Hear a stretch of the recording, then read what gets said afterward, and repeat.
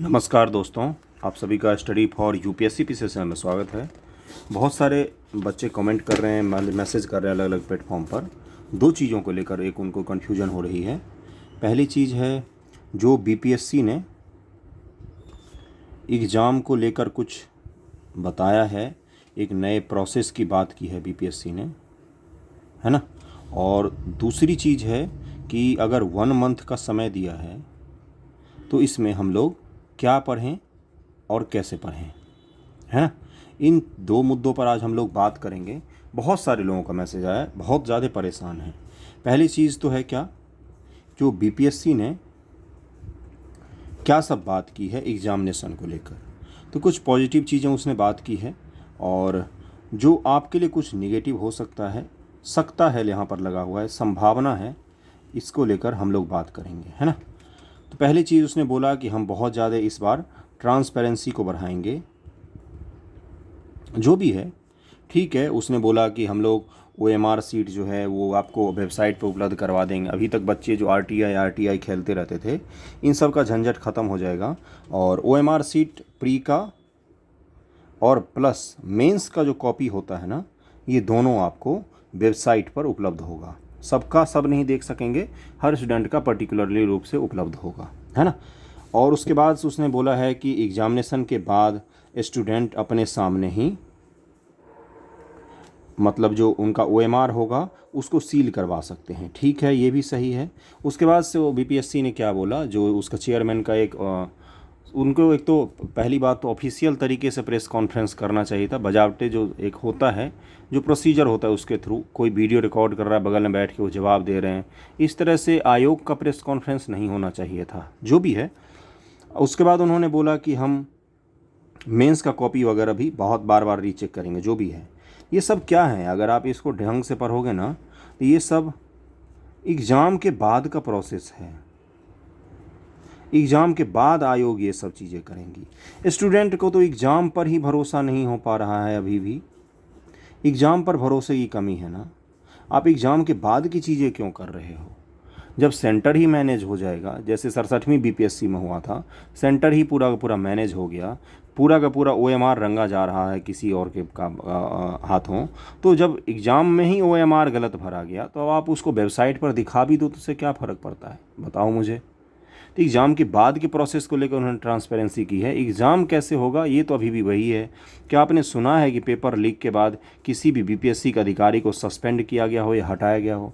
सारे अधिकारी वहीं के वहीं बैठे हुए, कोई जिम्मेदार जब एग्ज़ाम पेपर लीक के लिए था ही नहीं, तब पेपर लीक कैसे हो गया? ये सब कुछ क्वेश्चंस हैं जो नहीं पूछे जा रहे हैं। मीडिया तो खैर मर ही चुका अपने देश में। बाकी मैं बता देता हूँ, जो और एक समस्या बहुत ज़्यादा लोगों को आई है, वो है एक परसेंटाइल को लेकर, है ना, कि परसेंटाइल प्रणाली क्या है। देखो, पहले क्या होता था ना, आपके जितने मार्क्स आते थे ना पहले, उसके आधार पर आपकी रैंकिंग बनती थी, है ना। उसके आधार पर आपकी रैंकिंग बनती थी और जो भी होता था उसके आधार पर कट ऑफ बनता था और आपको बता दिया जाता था कि इतना कट ऑफ है, आप क्वालिफाई हैं या क्वालिफाई नहीं हैं। परसेंटाइल में क्या होता है ना, कि जितने बच्चों ने एग्ज़ाम दिया, मान लो 6 लाख बच्चों ने एग्ज़ाम दिया, 10 लाख मान लो फॉर्म भरा तो उसमें 6 लाख बच्चों ने एग्ज़ाम दिया। इस 6 लाख में से देखा जाएगा ना कि आपसे कम नंबर कितने परसेंटेज बच्चों के आए हैं, आपसे कम नंबर कितने परसेंट बच्चों के आए हैं। समझे ना, सामान्य अर्थों में समझा रहा हूँ, इसके गणितीय माध्यम पर हमें नहीं जाना है। यही होता है परसेंटाइल। इसमें एक आभासी नंबर मान लिया जाता है और उसके आधार पर बेसिस पर तय किया जाता है कि इससे कम नंबर वाले जो हैं वो परसेंटाइल से छट जाएंगे और इससे अधिक वाले परसेंटाइल से बढ़ जाएंगे ऊपर। समझ रहे हो ना। मान लो बीपीएससी ने बोला कि 89 परसेंटाइल वाले जो जनरल होंगे उनको हम सेलेक्ट कर रहे हैं। परसेंटाइल का यूज़ अभी भी होता है, जेई वगैरह के एग्ज़ाम जो होता है, कैट का एग्ज़ाम होता है, रेलवे ग्रुप डी में भी इसको यूज़ किया गया है, एनटीपीसी में भी यूज़ किया था, तो बहुत ज़्यादा वहाँ पर भी विवाद हुआ था। मेरे हिसाब से पीसीएस में इसको यूज़ नहीं करना चाहिए। यूपीएससी और पीसीएस का एग्ज़ाम जितना सिंपल फॉरवर्ड हो उतना अच्छा होना चाहिए। तो परसेंटाइल प्रणाली ये है। और इसमें एक और दिक्कत है। क्या दिक्कत है कि बीपीएससी में ना निगेटिव मार्किंग नहीं होती है। तो जो तुक्का मार के आते हैं वो परसेंटाइल प्रणाली में बड़ा ही दिक्कत पैदा कर सकते हैं, समझ रहे हो ना। तो यहाँ पर एक ये दिक्कत आ सकती है। खैर जो भी हो, परसेंटाइल प्रणाली से सबसे ज़्यादा नुकसान आपका उतना नहीं होगा जितना आपको दूसरी प्रणाली से होगा। वो मैं दूसरी प्रणाली बताता हूँ। परसेंटाइल प्रणाली तो फिर भी चलो 100 नंबर कट ऑफ मान लिया, 101 मान लिया, वो तो वैसे भी जाता था। पता है इसमें क्या छुपा हुआ होगा? अभी जो 107 नंबर गया पिछली बार 66वीं बीपीएससी में कट ऑफ, तो सबने पता है क्या बोला कि इसका पेपर लीक था, पेपर लीक था, इसीलिए इतना कट ऑफ हाई गया है। अब परसेंटाइल प्रणाली में पता ही नहीं चलेगा कि कट ऑफ कितना गया है कितना नहीं गया है, पेपर लीक हुआ है या नहीं हुआ है, आपको कुछ भी नहीं पता चलेगा, समझ रहे हो ना। एक तो यहाँ पर ये दिक्कत आएगी। चलो परसेंटाइल प्रणाली एक पाल को मान लिया कि बीपीएससी बहुत ही सुधर गई है, उसने ठीक है ट्रांसपेरेंसी करके सब कुछ करके अच्छे से उसने मैनेज करके 90% के करीब में जनरल वगैरह का रखा, जो भी है परसेंटाइल प्रणाली एक पाल को मान लिया ठीक है। पता है दिक्कत कहाँ पर आएगी आपके साथ, और आपको दिक्कत आएगी तो मैं कोई भड़का नहीं रहा हूँ स्टूडेंट्स को वगैरह वगैरह, मैं आपकी दिक्कत आपको बता देता हूँ क्योंकि फ़र्ज़ बनता है कभी कभी बताना चाहिए, लोग नहीं समझ पाते हैं आसानी से। पेपर जो होगा ना वो 2 दिन में लिया जाएगा। अब इसी में मैनेज किया जा सकता है, बताऊँ कैसे? मान लो 500 रोल नंबर आए आयोग के पास, जिनको पास कराना है उसको आसान वाले दिन में रजिस्टर कर देगा, वो एडमिट कार्ड एलोकेट कर देगा। क्योंकि 2 पेपर हैं, 2 पेपर एक जैसे माध्यम क्या बोलूँ मैं, एक जैसे स्तर के हो ही नहीं सकते हैं कभी भी। पीसीएस के एग्ज़ाम में संभव ही नहीं है, किसी भी एग्ज़ाम में एक्चुअली में संभव नहीं है। पीसीएस को थोड़ा सा ज़्यादा अच्छा माना जाता है, तो इसलिए पीसीएस एग्ज़ाम में संभव ही नहीं है कि 2 पेपर एक ही स्तर के हों, समझ रहे हो ना मैं क्या कह रहा हूँ आपको। तो इसलिए पेपर 2 दिन में होना सबसे बड़ी गलती है, यहाँ पर ये चीज़ नहीं होना चाहिए। ओके, तो मैंने दोनों चीज़ समझा दिया है, इससे ज़्यादा मुझे नहीं लगता मुझे इस मुद्दे पर बोलना चाहिए। बोलना आपको है, आपको अपने लिए भला सोचना पड़ेगा। परसेंटाइल प्रणाली मैंने बता दिया है कि कितने % ऐसे बच्चे हैं जिनसे ज़्यादा आपके मार्क्स आए हैं। मान लो आपके 90 नंबर आए हैं, तो देखा जाएगा कि 6 लाख जो बच्चे जिन्होंने एग्ज़ाम दिया है, उस 6 लाख में से कितने ऐसे बच्चे हैं जिनके 90 नंबर से कम आए हैं, है ना। ये चीज़ जब देखा जाएगा उसके बाद से आपका डिसाइड किया जाएगा हाँ ये स्टूडेंट सेलेक्ट होगा या ये स्टूडेंट सेलेक्ट नहीं होगा। ओके, यहीं पर इसकी बात यहीं तक थी। समझ में आ गई बात मैंने क्या सब बताया। और पेपर 2 दिन में होगा, ये आपके लिए नुकसान का कारक बन सकता है। परसेंटाइल प्रणाली उतना नुकसान ना भी पहुंचाए, पेपर 2 दिन में होगा ये कतई आपको नुकसान पहुंचाने वाली है, ये चीज़ तो है ना। पेपर को पता है इन्होंने लक आधारित बना दिया। आपका लक है कि आपका पेपर किस दिन होता है, आसान वाले दिन पड़ता है या टफ वाले दिन पड़ता है। ऐसा असंभव है, पॉसिबल ही नहीं है कि दोनों पेपर एक ही लेवल के हों, समझ रहे हो ना मैं क्या कह रहा हूँ। इतना ज़्यादा फैक्चुअल पेपर में 2 पेपर एक जैसे संभव ही नहीं है। ओके, अब चलते हैं, बात करते हैं कि एग्ज़ामिनेशन जो हम देंगे 1 महीने जो हमारे पास बचे हैं, 2 डेट दिए हैं 20 और 22 सितंबर। पहली बात तो इस डेट को लेकर है, जब यूपीएससी का मेंस चल रहा है तो उस बीच में कोई भी एग्ज़ाम कंडक्ट करवाना गलत है, इसलिए ये डेट आगे जा सकता है, इसकी संभावना है अभी भी। मैं तो अभी भी इस डेट को 50% ही कंफर्म मानता हूँ, 50% चांस है कि आगे जाएगा, समझ रहे हो ना मैं क्या कह रहा हूँ। ओके, खैर जो भी है इसके हिसाब से अब हमें तैयारी करनी है। तो मैं वेट कर रहा था कि बीपीएससी एएओ का जो एग्ज़ाम हुआ है आज, वो एग्ज़ाम हो जाए, उसके पेपर के आधार पर मैं अपनी एनालिसिस तैयार कर सकूँ और आपको अच्छे से गाइड कर सकूँ।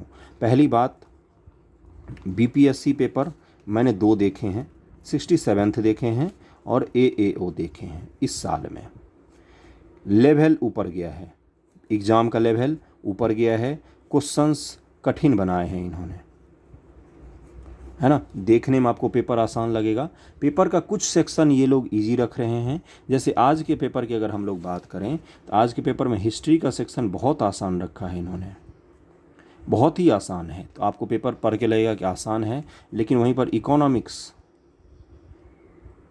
इकोनॉमिक्स में यूपीएससी प्रीवियस ईयर के क्वेश्चन इन्होंने उठा के डाले हैं, और साइंस, इनके पेपर इन्होंने कठिन रखे हैं। इकोनॉमिक्स और साइंस के कठिन डाल दिए हैं, हिस्ट्री का आसान डाल दिए हैं।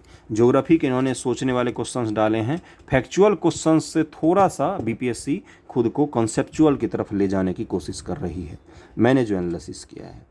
आपको 1 महीने में क्या सब पढ़ना है, तो ये मैंने जो एनालिसिस किया कि पेपर का जो लेवल है ऊपर जा रहा है, तो आपको साइंस जिनको नहीं आता है उनके लिए कोई और ऑप्शन ही नहीं है कि आप साइंस को बिना पढ़े जाके पास हो जाओ।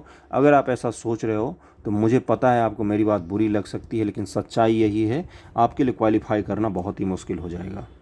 मैं पॉपुलर बातें करना नहीं बैठा हूँ यहाँ पर, मुझे पता है मेरी बातें बुरी लग सकती हैं आपको, मैं प्रॉपर बात करूँगा आपके सामने, मैं आपको सच्चाई बताऊँगा, है ना। मैं आपको बहलाऊँगा फुसलाऊँगा नहीं। आप सिविल सर्विसेज की तैयारी कर रहे हैं, साइंस की प्रिपरेशन अच्छे से कीजिए। इसमें भी बायोलॉजी, कोई ज़रूरी नहीं है कि एओ के एग्ज़ाम में बायोलॉजी कठिन आया है तो आपके एग्ज़ाम में भी बायोलॉजी ही कठिन आएगा। मैं ये कह रहा हूँ साइंस की प्रिपरेशन अच्छी कीजिए। इसमें बायोलॉजी इस एग्ज़ाम में कठिन पूछा गया, हो सकता है आपके एग्ज़ाम में केमिस्ट्री और फिजिक्स कठिन पूछ ले। मतलब प्रॉपर रूप से आपको साइंस की तैयारी अच्छे से करनी है। आज 20 अगस्त को एग्ज़ाम हुआ है, जो मैंने एनालिसिस किया उसमें अंतिम जो इन्होंने करंट अफेयर का क्वेश्चन पूछा है, करंट के क्वेश्चन की जो बात करें यहाँ और हम, इन्होंने नया पेपर बनाया, अच्छी चीज़ है। और 7 जुलाई के आसपास जो जापान के पीएम हैं उनको गोली मारी गई थी, जापान पीएम वाला, एक इन्होंने क्वेश्चन पूछा है। तो आज 20 अगस्त है, लगभग में 1.5 महीने पहले का। तो यानी कि अगर आपका एग्ज़ाम 20 सितंबर को होता है तो आप बचाव के लिए कम से कम 15 अगस्त तक का करंट जरूर पढ़ के जाइए। समझ में आ गई बात? इतना डिटेल एनालिसिस कहीं भी आपको नहीं मिलेगा, कोई भी चैनल नहीं बना रहा, सब बस हवाबाजी कर रहे हैं। मैंने देखा है 3-3 वीडियो डाल रहे पेपर लीक पर, ये पर वो पर, जो भी है मैं आपको समझा रहा हूँ, समझने की कोशिश करना आप लोग। मूलभूत चीज़, करंट अफेयर 20 अगस्त को एग्ज़ाम हुआ है, 7 जुलाई को गोली मारी गई है शिंजो आबे जी को, है ना। तो लगभग में 1.5 महीने के आसपास, है ना, आपसे क्वेश्चन पूछ रहा है करंट अफेयर में। यानी कि अगर मेरा अगस्त में एग्ज़ाम हो रहा है तो मैं क्या करूँगा, अगर मेरा सितंबर में एग्ज़ाम हो रहा है तो मैं अगस्त तक की करंट अफेयर तो मिनिमम पढ़ के ही जाऊँगा। 15 अगस्त मोटा मोटी मान लिया 10 अगस्त तक का, ओके। हाँ, और इसमें भी बजट और इकोनॉमिक सर्वे से क्वेश्चंस इन्होंने पूछे हैं, बजट से और इकोनॉमिक सर्वे से इन्होंने क्वेश्चंस कुछ कुछ ही पूछे हैं, लेकिन पूछे हैं। समझ रहे हो ना मैं क्या कह रहा हूँ आपसे, ओके। और इसके बाद चलते हैं अगले सेक्शन पर। मैंने करंट अफेयर बता दिया, यहाँ पर साइंस बता दिया मैंने यहाँ पर। अब अगला सेक्शन है ज्योग्राफी का। ज्योग्राफी में स्टूडेंट्स को बहुत ज़्यादा दिक्कत आ रही है, तो जो बिहार ज्योग्राफी है उसको तो आप पढ़िए ही, कम से कम केबीसी नैनो से पढ़ लीजिए, दृष्टि आईएएस से भी मैंने पढ़ाया हुआ चैनल पर, वहाँ से आप लोग पढ़ सकते हैं।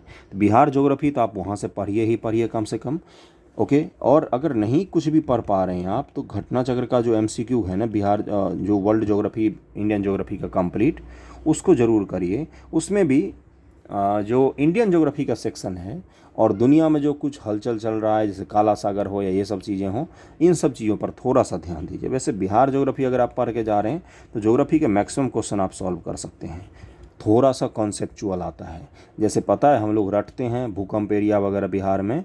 एओ के एग्ज़ाम में क्या दिया है, कल हम लोग पेपर, आज ही हमने पेपर एनालिसिस किया है, उसमें क्या है, एओ का एग्जामिनेशन में पूछा है कि जिलों की ना 3-4 जिलों के नाम लिख दिए हैं और बताया है कि, पूछा है कि बताइए इनमें से कौन से ज़िले हैं जो सर्वाधिक भूकंप वाले जोन में आते हैं। समझ रहे हो ना, ये अच्छा क्वेश्चन होता है, ये कोई सामान्य क्वेश्चन नहीं है, आपको थोड़ा सा सोचना पड़ जाएगा इस तरह के क्वेश्चंस, है ना। तो इस तरह के क्वेश्चंस पर थोड़ा सा ध्यान दीजिएगा। मैपिंग आधारित जो क्वेश्चन है ना, भूकंप से रिलेटेड मैप हो, बाढ़ से रिलेटेड मैप हो, प्रमंडल हो या मंडल हो, उनके लंबाई चौड़ाई ऊंचाई जनगणना वगैरह से क्वेश्चंस खूब पूछे गए हैं ज्योग्राफी में। तो ज्योग्राफी आसान था, अगर मैं मॉडरेट्स आसान में इसको बोलूँ तो ज्योग्राफी के क्वेश्चंस आसान आए हुए थे। अगली बार चलते हैं इकोनॉमिक्स पर। इकोनॉमिक्स में जो पूछा है और इकोनॉमिक्स जो आपको बीपीएससी के लिए पढ़ना चाहिए, उसमें बिहार स्पेसिफिक पढ़िए, थोड़ा सा बिहार स्पेसिफिक पढ़िए। और बिहार स्पेसिफिक में भी डेटा आधारित इन दो चीज़ों को आप तैयार करने की कोशिश कीजिए। डेटा आधारित उन्होंने कुछ क्वेश्चंस पूछे हैं, लेकिन उतना ज़्यादा फैक्चुअल जाने से इन्होंने बचा है, और थोड़े बहुत कॉन्सेप्ट आधारित भी इन्होंने क्वेश्चंस डाले हैं। समझ रहे हो ना, 2 से 3 क्वेश्चन ही हैं कॉन्सेप्ट आधारित। देखो 150 आपको क्वेश्चंस नहीं करने हैं वहाँ पर, पहली बात तो ये है ना। 140 के करीब में आपको क्वेश्चंस करने होते हैं सही मैथमेटिक्स मिला के। 10 क्वेश्चन ऊपर नीचे हो भी जाता है तो कोई चिंता की बात नहीं होती है, ओके। और करंट अफेयर में एक चीज़ मैं बताना भूल गया, करंट अफेयर में इन्होंने क्या किया है इस बार करंट अफेयर में, इन्होंने आपके लिए नेशनल करंट अफेयर और इंटरनेशनल करंट अफेयर इन दोनों को थोड़ा सा इन्होंने बढ़ाया है पैमाना, है ना, इन दोनों का पैमाना बढ़ाया है। बाकी ओलंपिक अभी भी शामिल है, बिहार आधारित करंट अफेयर अभी भी है, और आपसे पूछा जाएगा बीपीएससी में भी। समझ रहे हो ना मैं क्या कह रहा हूँ? तो बीपीएससी के लिए भी आपको क्या करना है, एक महीने के आधार पर सबसे पहले साइंस को थोड़ा सा रिवाइज करना है, उसके बाद मैंने बताया ज्योग्राफी का थोड़ा सा देखना है, घटना चक्र से ही जाकर पढ़ना, और केबीसी नैनो से बिहार स्पेशल को जितनी बार रिवाइज कर सकते हैं करना।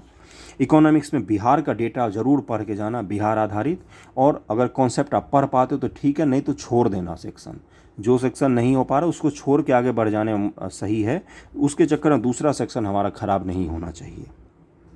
करंट में नेशनल इंटरनेशनल फोकस करना है, और सबसे आसान हमारे स्टूडेंट के लिए क्या होना चाहिए, जो लोग मुझसे पढ़ रहे हैं, आपके लिए हिस्ट्री ना बिल्कुल आपके लिए गोल्डन अपॉर्चुनिटी के तौर पर होना चाहिए। हिस्ट्री के एक भी क्वेश्चन गलत मत करना, बहुत ही आसान आपके आएंगे एग्जामिनेशन में। तो हिस्ट्री का क्वेश्चन आसान आएगा, आपको मार्क्स किसके विषय में बढ़ाना है, तो इन चीज़ों को फोकस करके चलिए, हिस्ट्री, पॉलिटी, ज्योग्राफी, इन 3 सब्जेक्ट और साइंस, इसके आधार पर आपको 100 नंबर के करीब में बांधने पड़ेंगे। और बिहार स्पेशल अगर इसमें ले लें हम लोग, इसके 30-35 क्वेश्चन जितने भी आते हैं, तो इसके आधार पर मिनिमम आपको 110 का टारगेट करके चलना है। ओके, अब तैयारी कैसे करनी है इन 1 महीनों में, 1 महीनों को बांट लीजिए 4-4 दिन के पीरियड में, है ना, और इसमें 4 दिन में क्या कोशिश करना है कि 2 सब्जेक्ट मिनिमम 4-4 दिन पर आपका रिवाइज होना चाहिए, 2-2 सब्जेक्ट, क्वेश्चन और सब्जेक्टिव सहित 4-4 दिन पर 2-2 सब्जेक्ट। सब्जेक्ट ही कितने हैं यार, बहुत ही कम सब्जेक्ट है आपके पास तो। ओके, और जिनका मैथमेटिक्स अच्छा है तो वो 10 क्वेश्चन का जरूर टारगेट करें, मैथमेटिक्स आपका स्कोर बूस्ट कर सकता है 10 क्वेश्चंस में। समझ रहे हो ना मैं क्या कर रहा हूँ? तो 4-4 दिन के शेड्यूल में 30 दिन को बांट लीजिए। मैं आपके लिए रूटीन बना के नहीं लाऊंगा, हो सकता है आप 9 बजे सुबह उठते हों, हो सकता है 5 बजे सुबह उठते हों, अपने हिसाब से रूटीन बनाइए। 1 महीने का 20 तारीख का टारगेट लेकर चलना है, एग्जामिनेशन हो या ना हो। समझ रहे हो ना मैं क्या कह रहा हूँ? ओके, तो अब सिर्फ और सिर्फ किस पर फोकस करना है हमें, टेस्ट तो हम लगा ही रहे हैं, टेस्ट का रिवीजन। अगर टेस्ट का आपने रिवीजन नहीं किया, यकीन मानिए आपको टेस्ट करने का कोई फ़ायदा नहीं होने वाला है। दूसरा, एमसीक्यू जितने ज़्यादा आपने किए हैं अभी तक उनको रिवाइज ज़रूर करिए मिनिमम 2 बार। और सब्जेक्टिव में जिस भी बुक से पढ़ा है उसको फिर से रिवाइज, सब्जेक्टिव रिवाइज करना है, सब्जेक्टिव के एमसीक्यू लगाने हैं, टेस्ट लगाने हैं और टेस्ट का रिवीजन करना है। आपका सिलेक्शन श्योर हो जाएगा। समझ रहे हो ना, कोई भी आपका सिलेक्शन नहीं रोकेगा। समझ में आ रही बात? अब आते हैं मेरे चैनल पर आपको कौन कौन सी चीज़ें करनी चाहिए अभी, तो मैं कुछ चीज़ें दिखा देता हूँ। अगर मैं यहाँ पर दिखाऊँ आपको, तो जैसे दृष्टि का जो ज्योग्राफी का एमसीक्यू है ये अभी आएगा, पहला ही आया है, मैंने पीडीएफ बना कर रखे हुए हैं, थोड़ा सा इस समय तबीयत सही नहीं था इसलिए मैं नहीं बना पाया, जो भी है तो इसके एमसीक्यू आएंगे, इसको ज़रूर करना आप लोग। इकोनॉमिक्स अभी स्किप कर सकते हो आप लोग, क्योंकि ये सब्जेक्टिव के हिसाब से थोड़ा सा ज़्यादा हो जाएगा। ओके, हाँ, नेशनल इनकम का इसमें ज़रूर कर लेना, क्योंकि उस तरह के क्वेश्चन एओ में पूछे गए हैं। समझ रहे हो ना मैं क्या कह रहा हूँ? और ये जो इम्तिहान टेस्ट सीरीज़ है, इसका कल 11वां टेस्ट आ जाएगा, इसको अब आप लोगों को रिवाइज करना है। उसके बाद हम लोग एडिटेरिया का टेस्ट सीरीज शुरू कर ही रहे हैं, नया वाला, इसको आप लोग जितनी बार रिवाइज कर सकते हो करना। दृष्टि साइंस एमसीक्यू आप लोगों को करना है। क्विक रिवीजन सीरीज अभी मत करना, एग्जाम से 3-4 दिन पहले एक बार उल्टा लेना। स्पीडी करंट अफेयर का जो है, अभी तो बिहार के लिए 2 ही वीडियो आए, इसमें मैं 3 से 4 वीडियो में इसको कंप्लीट करवा दूंगा। इसको भी आप लोग अभी स्किप करके चलना।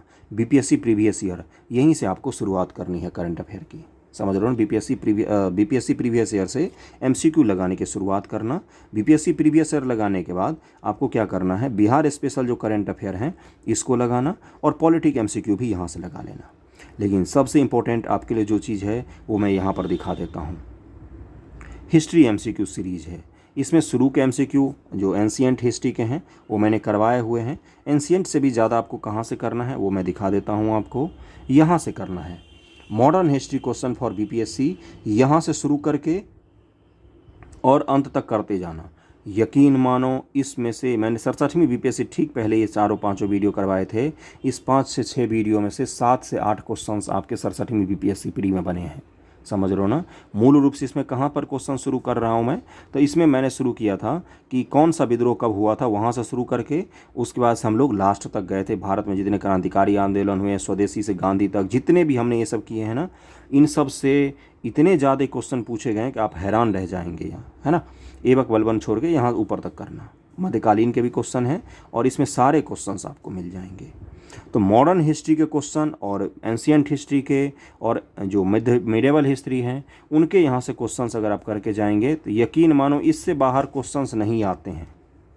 बिहार स्पेशल के लिए मैंने प्रीवियस ईयर बता ही दिया है, यहाँ पर रहा, ये रहा बीपीएससी प्रीवियस ईयर क्वेश्चन। ये घटनाचक्र पूर्वावलोकन की बुक है, उससे हमने पूरा बुक ही कंप्लीट किया हुआ है। शुरुआत आपको यहीं से करनी है। सबसे पहले यहाँ से एमसीक्यू लगाना शुरू करना, एक एक एमसीक्यू कर डालना, रट डालना। आपके इसमें से मैं अगर बताऊं बीपीएससी प्रीवियस ईयर में से 100 क्वेश्चन अगर बात 150 क्वेश्चन अगर आ रहे हैं बीपीएससी में, तो इसमें से लगभग में 70 क्वेश्चन आपको बीपीएससी प्रीवियस ईयर के मिलेंगे। 70 से 75 मिनिमम 50% क्वेश्चन तो मिनिमम आपको प्रीवियस ईयर से मिलेंगे। प्रीवियस ईयर चाहे वो बिहार से हो चाहे बाकी स्टेट के बारे में हो। समझ में आ गई बात। तो मैंने क्या सब बताया, मैंने पहले आपको एग्जामिनेशन के लिए थोड़ा सा बता दिया कि क्या क्या बीपीएससी ने किया है और परसेंटाइल वगैरह क्या है। परसेंटाइल वगैरह पर ज़्यादा ध्यान मत दो। अगर आपको आवाज़ उठानी ही है तो पेपर 2 दिन में ना होकर 1 दिन में हो, इसके लिए आवाज़ ज़रूर उठाओ, क्योंकि ये आपके साथ गलत हो रहा है। ओके, उसके बाद मैंने एनालिसिस करके बता दिया कि आपको करंट अफेयर कब तक का पढ़ना है। नोट डाउन करके रख लेना कब तक का करंट अफेयर पढ़ना है। 10 अगस्त तक के आसपास का आपको करंट अफेयर पढ़ के जाना है। ओके, और कोशिश करना जो मैंने पेपर देखे उसके हिसाब से मैं बताता हूँ कि जनवरी 2022 के बाद के करंट अफेयर पर ज़्यादा फोकस करना।